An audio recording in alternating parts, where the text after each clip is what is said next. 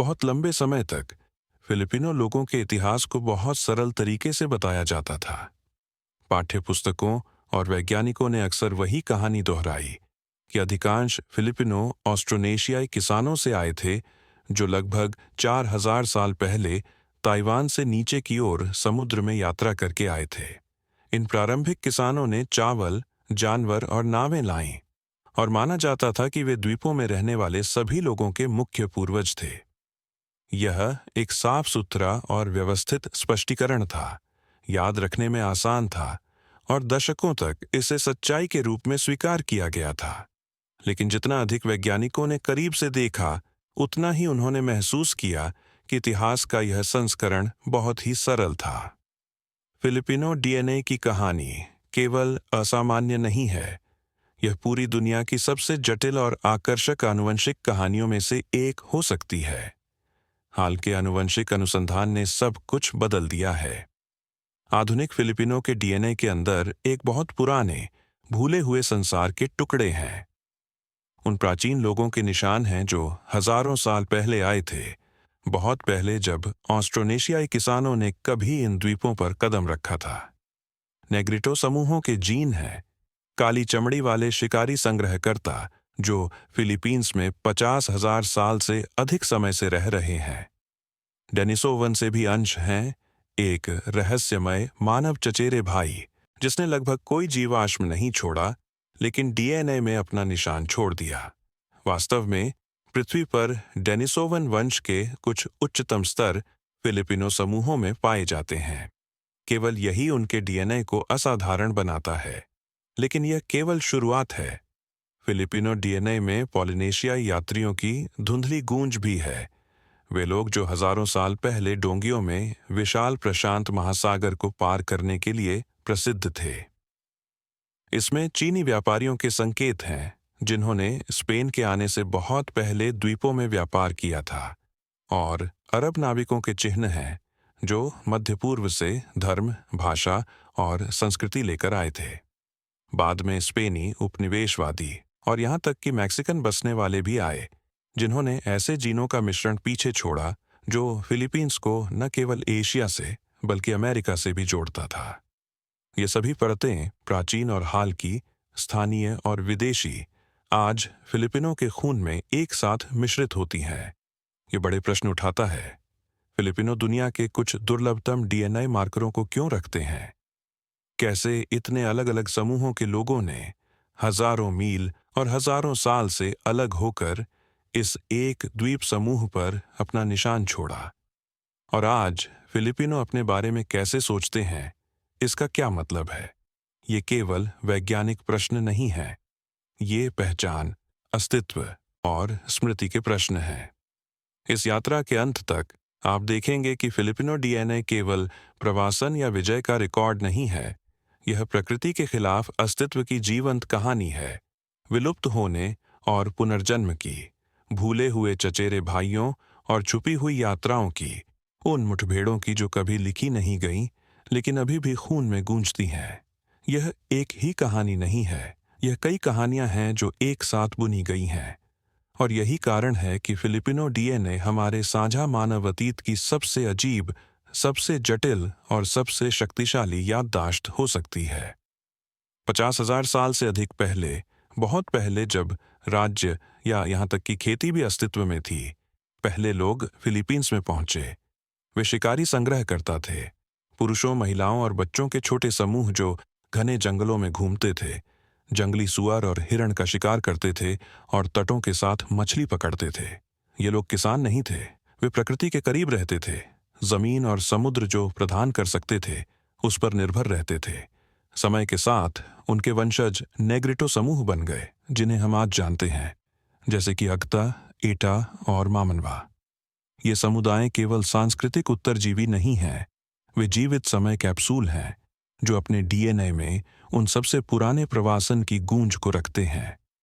जबकि दुनिया के अन्य हिस्सों में सभ्यताएं उठीं और गिरीं, इन समूहों ने बहुत पुराने मानव अतीत के अंशों को संरक्षित रखा। कहानी और भी अजीब हो जाती है जब हम उनके डीएनए में गहराई से देखते हैं।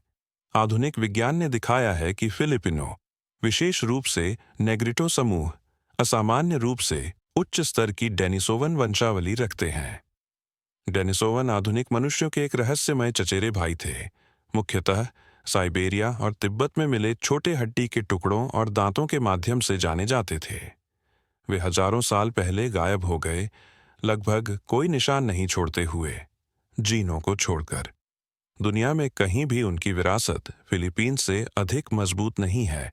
इसका मतलब है कि बहुत पहले आज के फिलिपिनो के पूर्वजों ने डेनिसोवन से मिलकर प्रजनन किया, आनुवंशिक लक्षणों को पारित करते हुए जिन्होंने उन्हें जीवित रहने में मदद की हो सकती है। इनमें से कुछ डेनिसोवन जीन कुछ बीमारियों के खिलाफ प्रतिरोध के साथ साथ गर्मी से लेकर ऊंचे पहाड़ों तक चरम जलवायु के अनुकूल होने की क्षमता से जुड़े हैं। दूसरे शब्दों में, प्रारंभिक फिलिपिनो का बहुत ही अस्तित्व एक विलुप्त मानव चचेरे भाई के डीएनए द्वारा आकार दिया गया हो सकता है। पुरातत्व इस कहानी में और भी नाटक जोड़ता है। 2007 में उत्तरी लुजोन में कैलाओ गुफा के अंदर वैज्ञानिकों ने एक खोज की जिसने दुनिया को चौंका दिया। टपकते चूना पत्थर की दीवारों और अंधेरे मार्गों के बीच उन्होंने एक छोटी पैर की हड्डी खोजी, केवल 61 मिलीमीटर लंबी। पहली नज़र में यह सामान्य लग रही थी, लेकिन गहरे अध्ययन से पता चला कि यह मनुष्य की एक पूरी तरह से अज्ञात प्रजाति की थी। उन्होंने इसका नाम होमो लुजोनेंसिस रखा।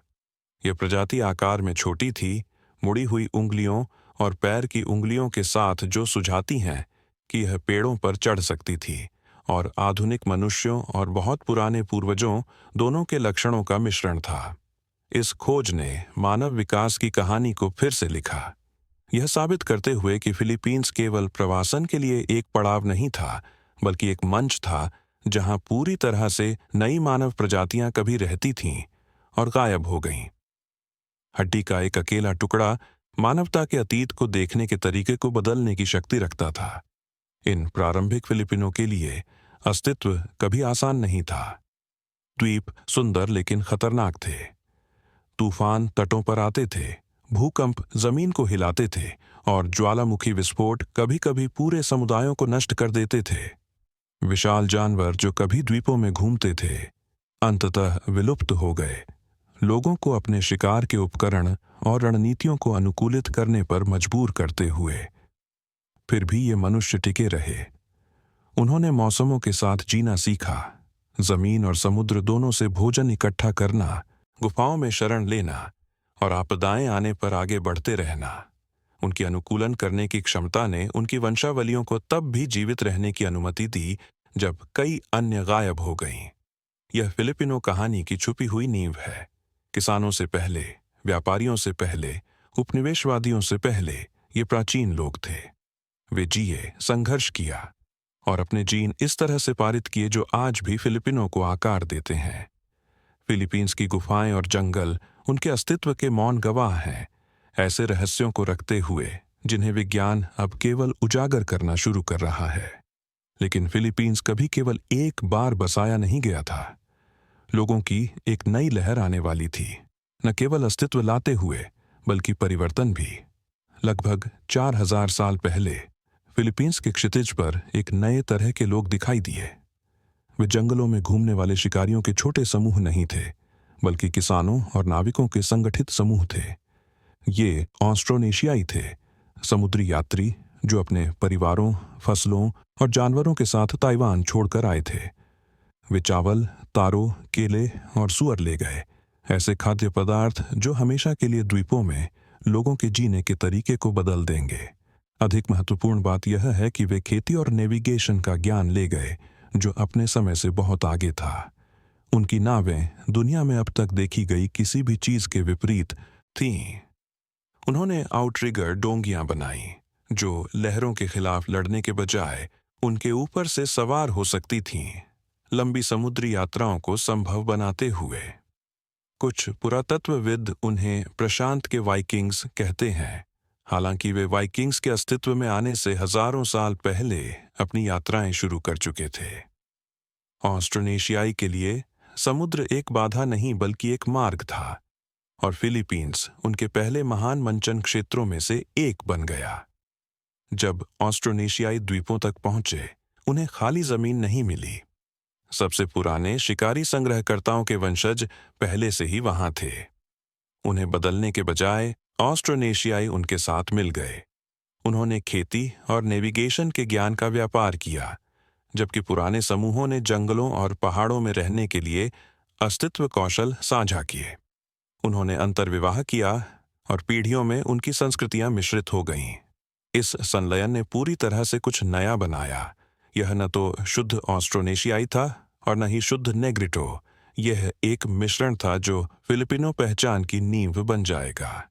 दो दुनिया एक में मिल गई थीं, और वह संतुलन आज भी संस्कृति और डीएनए दोनों में दिखाई देता है। भाषा वह गोंद थी जिसने इस संलयन को एक साथ रखा। ऑस्ट्रोनेशियाई जुबान द्वीपों भर में जल्दी फैल गई।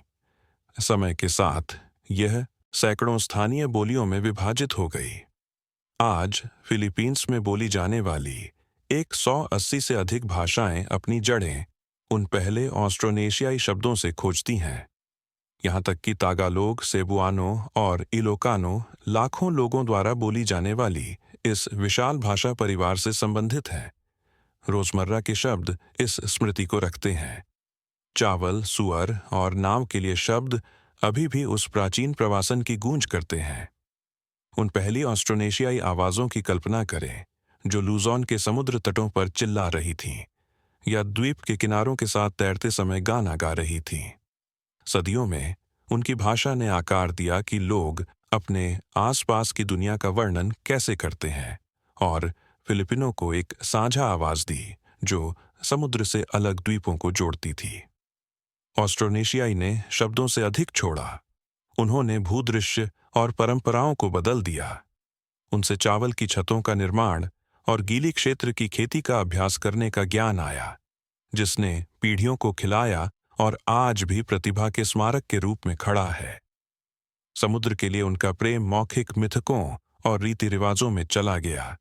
आकाश देवताओं, समुद्री सर्पों और नाव यात्राओं की कहानियां जो उनकी वास्तविक जीवन की यात्राओं को प्रतिबिंबित करती हैं। नेविगेशन, खेती और कहानी कहना, ये फिलिपिनो जीवन के केंद्रीय हिस्से बन गए। पहले के समूहों के गहरे अस्तित्व ज्ञान के साथ ऑस्ट्रोनेशियाई कौशल का मिश्रण एक संकर संस्कृति बनाया, लचीला और अनुकूलनीय। ऑस्ट्रोनेशियाई विस्तार मानव इतिहास में सबसे महत्वपूर्ण प्रवासन में से एक था। अफ्रीका में मेडागास्कर से प्रशांत में ईस्टर द्वीप तक फैला हुआ, लेकिन फिलीपींस में इस प्रवासन ने अपने सबसे मजबूत निशान में से एक छोड़ा। आज हर फिलिपिनो इसके निशान रखता है, चाहे डीएनए में, भाषा में या रोजाना की परंपराओं में जो जीवन को आकार देती है। ऑस्ट्रोनेशियाई ने उन लोगों को मिटा नहीं दिया जो उनसे पहले आए थे। इसके बजाय उन्होंने फिलिपिनो टेपेस्ट्री की पहली महान परत बुनने में मदद की। लेकिन यह कहानी का अंत नहीं था। फिलिपिनो डीएनए में अभी भी ताइवान से कहीं दूर की फुसफुसाहट थी। विशाल प्रशांत के पार छुपे हुए कनेक्शन उजागर होने का इंतजार कर रहे थे। ऑस्ट्रोनेशियाई प्रवासन केवल शुरुआत था। जैसे जैसे सदियां बीतीं, फिलीपींस प्रशांत और दक्षिण पूर्व एशिया भर में कनेक्शन के एक बहुत बड़े जाल का हिस्सा बन गया। डीएनए अध्ययनों ने कुछ आश्चर्यजनक खुलासा किया है। कुछ फिलिपिनो समूह समोआ और हवाई जितनी दूर के लोगों के साथ अनूठे आनुवंशिक मार्कर साझा करते हैं। इसका मतलब है कि रिकॉर्ड किए गए इतिहास से बहुत पहले फिलीपींस और दूर के प्रशांत द्वीपों के बीच संपर्क थे। लंबे समय तक वैज्ञानिकों ने सोचा था कि प्रवासन केवल एक तरफ जाता था, ताइवान से बाहर, फिलीपींस के माध्यम से और पॉलिनेशिया की ओर आगे। लेकिन अब साक्ष्य सुझाते हैं कि कुछ यात्राएं वापस भी आ सकती हैं, लोगों, कहानियों और वंशावलियों को द्वीप समूह में ले जाते हुए। प्रशांत पानी का खाली अवरोध नहीं था, यह एक जीवंत राजमार्ग था और फिलीपींस रास्ते में एक मुख्य स्टॉप था। इन कनेक्शन का सबूत न केवल डीएनए में है बल्कि पीछे छोड़ी गई वस्तुओं में भी है। पुरातत्वविदों ने द्वीपों में ऑब्सिडियन उपकरण, जेड आभूषण और मिट्टी के बर्तनों के टुकड़े खोजे हैं जो केवल व्यापार के माध्यम से ही आ सकते थे। ये वस्तुएं दिखाती हैं कि उपनिवेशवादियों या यहाँ तक कि बड़े राज्यों से पहले फिलीपींस पहले से ही एक व्यापारिक दुनिया में जुड़ा हुआ था जो दक्षिण पूर्व एशिया और उससे आगे तक फैला हुआ था। एक द्वीप से ऑब्सिडियन दूसरे में ले जाया गया, फिलीपींस में तराशे गए पॉलिश किए हुए जेड आभूषण पूरे क्षेत्र में व्यापार किए गए, और चीनी सिरेमिक स्पेन के आने से बहुत पहले फिलिपिनो तटीय गांवों में अपना रास्ता बना लिया। ये यादृच्छिक उपहार नहीं थे, ये निरंतर आदान प्रदान के संकेत थे, डोंगियों और जहाज़ों के आगे पीछे चलने के, उन लोगों के जो समुद्र को दीवार नहीं बल्कि पुल के रूप में देखते थे। एक चौराहे के रूप में इस भूमिका ने संस्कृति और आनुवंशिकी दोनों को आकार दिया। हर यात्रा निशान छोड़ती थी, न केवल सामानों में बल्कि लोगों में भी। नाविकों ने स्थानीय लोगों से अंतर्विवाह किया, व्यापारी छोटे गांवों में बस गए और बच्चे पैदा हुए जो वंश के नए संयोजन रखते थे। भले ही लिखित इतिहास उनके नामों को दर्ज न करे, खून याद रखता है। आधुनिक फिलिपिनो के डीएनए में इन प्राचीन आदान प्रदानों की धुंधली गूंज है, मार्कर जो उन्हें न केवल पास के पड़ोसियों से जोड़ते हैं बल्कि समुद्र के पार हजारों मील दूर के लोगों से भी। साक्ष्य कहानियों में भी जीवित है, मौखिक परंपराएं जो महान यात्राओं, समुद्री देवताओं और क्षितिज के पार यात्राओं की बात करती हैं। ये कहानियां मिथक से अधिक हो सकती हैं। वे वास्तविक मुठभेड़ों की यादें हो सकती हैं जो किसी द्वारा लिखे जाने से बहुत पहले हुई थीं। फिलीपींस कभी एक मौन या अलग थलग जगह नहीं था, यह आंदोलन, व्यापार और कनेक्शन से जीवंत था। समुद्र ने इसे दुनिया से अलग नहीं किया, इसने इसे आदान प्रदान के एक विशाल नेटवर्क में बांधा जिसने इसके लोगों को आकार देने में मदद की। उपनिवेशीकरण से बहुत पहले, नक्शों से बहुत पहले, फिलिपिनो का डीएनए पहले से ही अनगिनत भूली हुई यात्राओं का रिकॉर्ड बन रहा था। लेकिन कहानी व्यापार के साथ नहीं रुकी। जल्द ही विदेशी शक्तियां आएंगी, आदान प्रदान के लिए नहीं बल्कि जीतने के लिए। 1565 में सेबू के क्षितिज पर पाल दिखाई दिए, लेकिन ये पड़ोसियों या व्यापारियों की पतली आउटरिगर नहीं थीं। वे विशाल स्पेनी गैलियन थे, तोपों, सैनिकों और पादरियों से सुसज्जित विशाल लकड़ी के किले। पहली बार फिलीपींस को न केवल आगंतुकों बल्कि विजेताओं का सामना करना पड़ा। स्पेनी कास्टिले के बैनर और कैथोलिक चर्च के क्रॉस के साथ आए। वे प्रतिरोध को कुचलने के लिए पर्याप्त शक्तिशाली हथियार और द्वीपों में साम्राज्य और धर्म दोनों लाने का मिशन लेकर आए। फिलीपींस के लोगों के लिए जीवन हमेशा के लिए बदल गया। बांस के मंदिर और लकड़ी की मूर्तियों ने पत्थर के चर्चों को रास्ता दिया। घंटे और मंत्रों की आवाज का स्थान चर्च की घंटियों और लैटिन में प्रार्थनाओं ने ले लिया। पुराने देवताओं को भूमिगत धकेल दिया गया, उनके नाम केवल गुप्त में फुसफुसाए गए। इस नए विश्वास के साथ कष्ट भी आया। शहर, चर्च और जहाज बनाने के लिए जबरदस्ती मजदूरी और यूरोप से आई बीमारियां जो पूरे समुदायों को मिटा देती थीं। फिर भी पीड़ा के बावजूद फिलिपिनो ने अनुकूलन किया, नए धर्म को अपनी पुरानी रीति रिवाजों के साथ मिलाते हुए एक विश्वास बनाते हुए जो कैथोलिक और विशिष्ट रूप से फिलिपिनो दोनों था।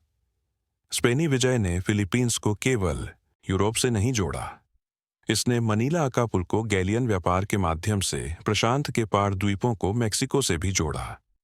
हर साल विशाल जहाज मनीला से चीन से रेशम, मोलुकास से मसाले और स्थानीय कारीगरों से हाथी दांत की नक्काशी से भरे होकर निकलते थे।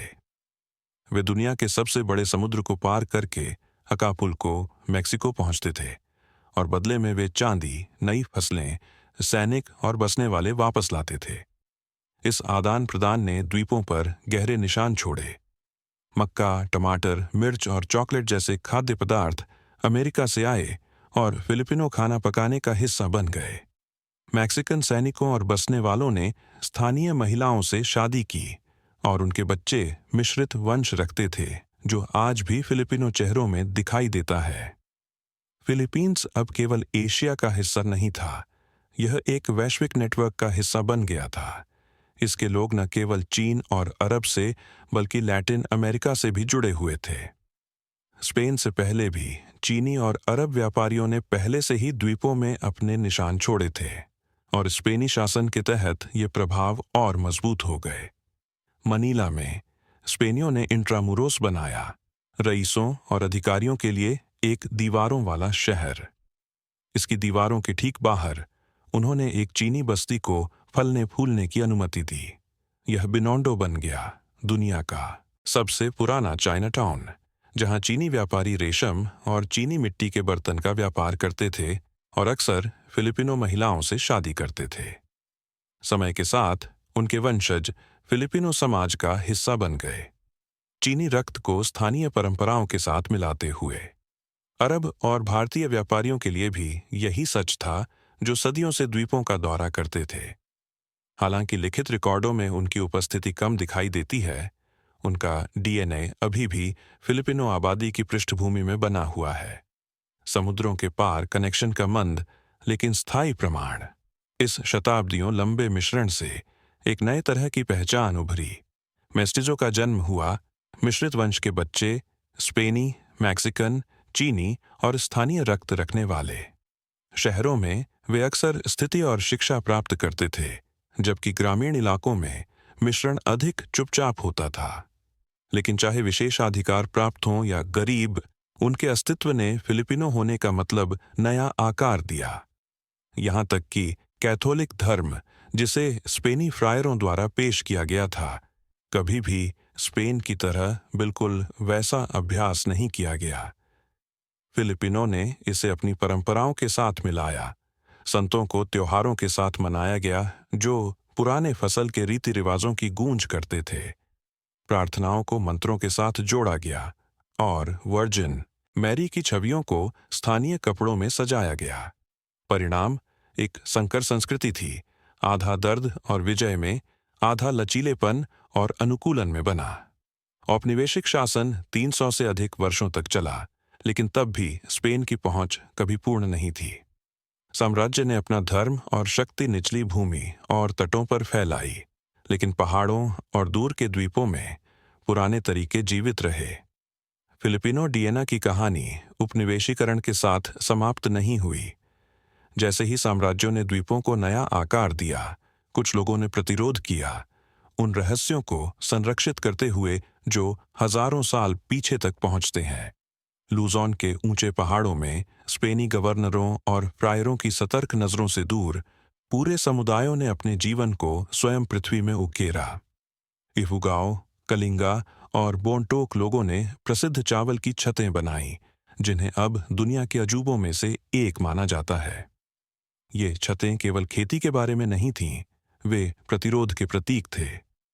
जब स्पेनी खड़ी ढलानों पर चढ़ने की कोशिश करते थे, तो उनका सामना उग्र योद्धाओं से होता था, जो किसी भी बाहरी व्यक्ति से बेहतर भूमि को जानते थे। छतें जीवित दीवारों के रूप में खड़ी थीं, इस बात का प्रमाण कि ये पर्वतीय लोग औपनिवेशिक शासन के सामने झुके बिना खुद को खिला सकते थे और स्वतंत्र रह सकते थे। सदियों के स्पेनी शक्ति के बाद भी इन जनजातियों ने अपने रीति रिवाज, अपनी सामाजिक व्यवस्था और अपनी स्वतंत्रता रखी।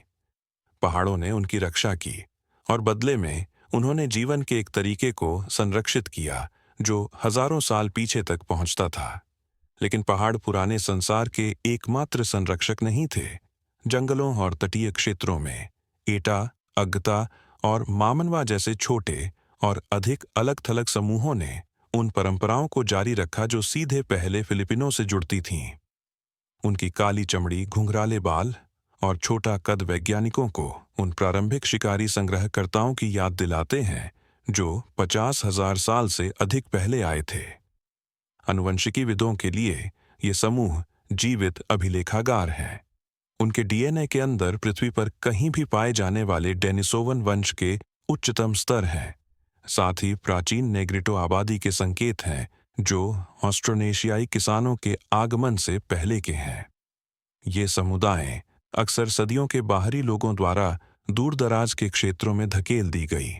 अपने रक्त में फिलिपिनो पहचान की सबसे गहरी जड़ें रखती हैं। उनकी संस्कृतियां उनके जीन जितनी ही महत्वपूर्ण हैं। एटा, अगता और अन्य नेग्रिटो समूह रीति रिवाज, मंत्र और नृत्य रखते हैं जो अनगिनत पीढ़ियों से पारित किए गए हैं। इपुगाओ के हुड मंत्र, सुबानेन के उपचार गीत, मनोबो के पवित्र नृत्य, ये परंपराएं प्रदर्शन से अधिक हैं। वे जीवित रखी गई स्मृति हैं, उन कहानियों को संरक्षित करने का एक तरीका जो कभी किताबों में नहीं लिखी गई लेकिन मानवीय आवाज के माध्यम से ले जाई गई। हर गीत या नृत्य वर्तमान को उन पहले लोगों से जोड़ने वाले धागे की तरह है जो इन द्वीपों पर चले थे। जब वैज्ञानिक डीएनए को खून में लिखी स्मृति के रूप में बात करते हैं तो ये रीति रिवाज उस स्मृति का सांस्कृतिक संस्करण है, फिलिपिनो अतीत के जीवित समय कैप्सूल। आधुनिक अध्ययनों ने यहाँ तक कि पाया है कि इनमें से कुछ समूहों में आनुवंशिक संकेत जीवित रहते हैं जो स्वयं ऑस्ट्रोनेशियाई विस्तार से भी पुराने हैं। इसका मतलब है कि उनका वंश न केवल ताइवान के प्रारंभिक किसानों से जुड़ता है बल्कि एक और भी गहरे मानव इतिहास से भी, जो हजारों साल पहले शुरू हुआ था।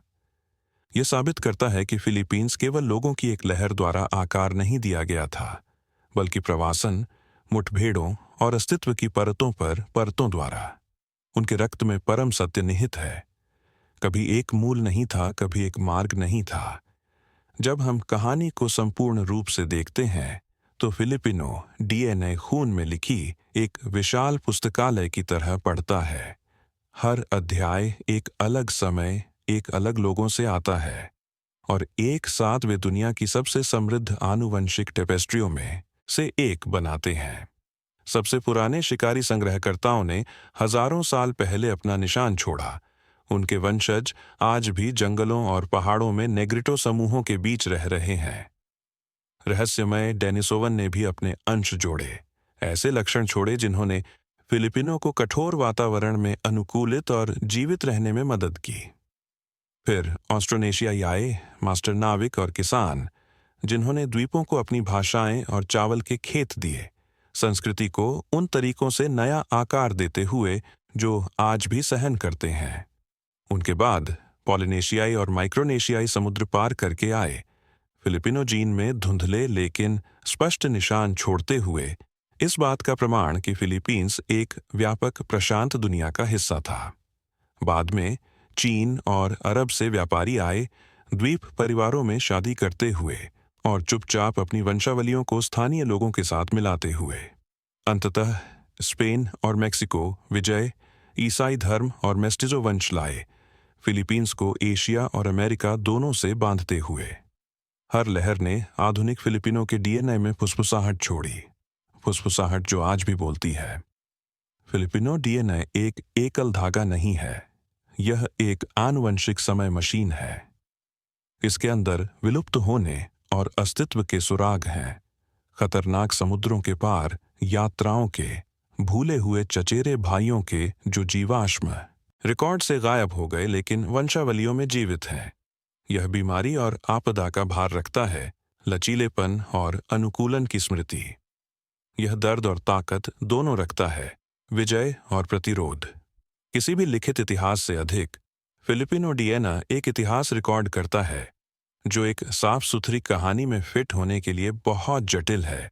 यह दिखाता है कि पहचान निश्चित या शुद्ध नहीं है, बल्कि कुछ ऐसी है जो बदलकर, मिश्रित होकर बार बार खुद को फिर से आविष्कार करके जीवित रहती है। यह फिलिपिनो पहचान को कुछ अनूठा बनाता है। यह केवल प्राचीन जीन या औपनिवेशिक इतिहास का योग नहीं है, यह ताकत के रूप में विविधता का जीवित प्रमाण है। फिलीपींस में हर चेहरा शिकारियों, नाविकों, व्यापारियों और बसने वालों की गूंज रखता है, हर एक मोज़ेक में जोड़ता है। यह एक अनुस्मारक है कि अस्तित्व हमेशा कनेक्शन पर निर्भर रहा है, चाहे परिवारों, द्वीपों या पूरे महाद्वीपों के बीच। जो वैज्ञानिक डीएनए में पढ़ते हैं, फिलिपिनो उसे हर दिन अपनी भाषाओं, अपने भोजन, अपने संगीत और अपनी परंपराओं में जीते हैं। तो जब हम पूछते हैं फिलिपिनो कौन है, तो जवाब कभी सरल नहीं हो सकता।